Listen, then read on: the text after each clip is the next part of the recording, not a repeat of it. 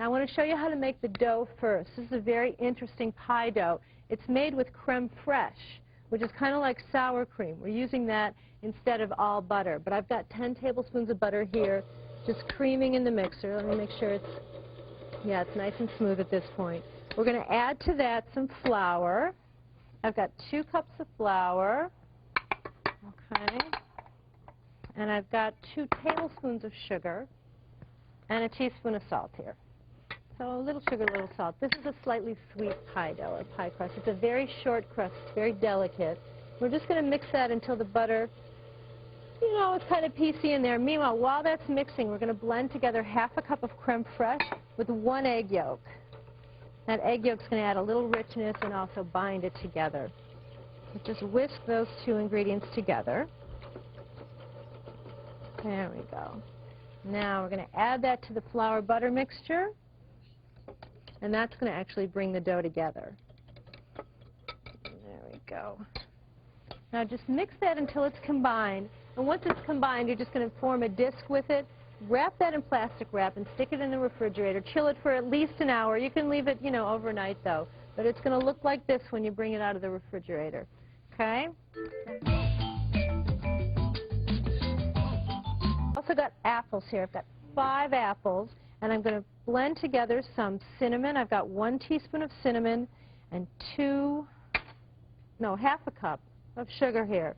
And we're just going to blend those together and then toss it with our apples. It's 5 apples that have been peeled, cored, and then sliced. So toss that together to coat them. There we go. Just give them a quickie. That's so easy. Now we're going to roll out the dough. Let's roll out some pie dough here. It's time to get flour all over the kitchen. You ready? Now, I don't think I want to roll this whole big hunk out at once. You don't have to. Don't always feel like you have to do a big thing.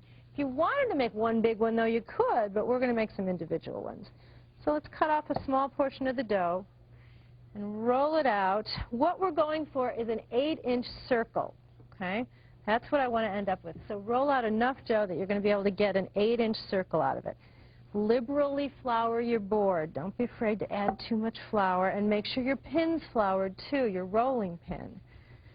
I've got my great-grandmother's rolling pin, which I just love using. So find one that you have a good relationship with, okay, and that works for you, and don't let go of it. Always keep that one nearby.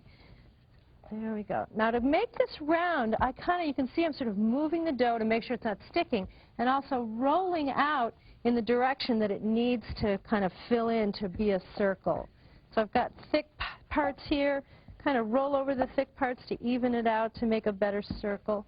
And it's about 1/8 of an inch thick is what we're looking for. I'm using a bowl as my guide to get an 8-inch circle. Just cut around it with a knife, and then these scraps we can reuse. So just keep a pile of those going at the side and you'll reuse them. Now put this on a parchment-lined sheet pan, and we're going to put our apples right on top. So just take a pile of the apples. This is a very rustic crostata, which is just like a hand-formed tart. So don't get fancy. Don't feel like it has to be real fancy. Just kind of gather up the crust. I hope you can see what I'm doing here. I'm kind of pleating it on the sides, like you might pleat the top of a skirt. And just kind of fold it up over the apples and kind of push down and form it. See that, how it's got pleats around? Now just to finish it off, brush it with a little bit of cream.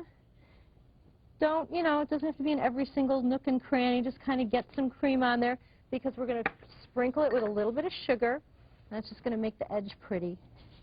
There we go. And then dot this individual pie with a little bit of butter, just some little cubes of butter. Like 2, 3 little pats is fine. There we go. Now we're going to make 6 or 8 of these with the dough we've got. We're going to bake this at 350 degrees. It usually takes about 20 to 35 minutes, but I want you to check it in the oven because it depends whether you're making a big one or individual ones. It might even just take 20 if you've got little ones. So I'm going to go bake these, and then I'm going to go to break. I'll be right back. I'm going to show you a sweet and creamy, all-spiced apple butter when you come back, so stay tuned.